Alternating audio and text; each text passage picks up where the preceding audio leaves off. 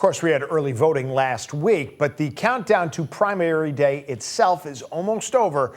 The polls will open tomorrow at 6 a.m. and close at 8 p.m. for registered voters to pick their nominees for several seats. And tonight, Connecticut election officials are reminding voters there is a hotline to call if there are any concerns at the polls. Take a look. The Election Day hotline will be open from 6 a.m. to 8 p.m. tomorrow for the statewide primary.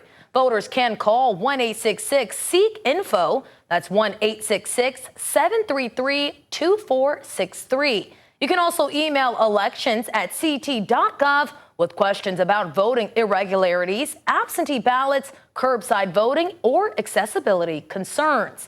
And tonight, Fox 61 Skylar Music shares what you need to know before you head to the polls and tells us what's top of mind for some voters. The West Hartford Democratic Registrar of Voters says more than 2,500 people voted early as of Friday. That's the highest early voter turnout by town in the state.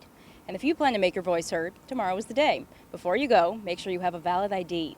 A Connecticut driver's license is the most common thing we'll see, but you'll also see work IDs, student IDs, a signed credit card works, a current utility bill. Elizabeth Rousseau tells us the town clerk will accept absentee ballots until the polls close at 8 p.m. For an absentee ballot to count, there can only be one ballot in the envelope, and each voter can only submit one envelope.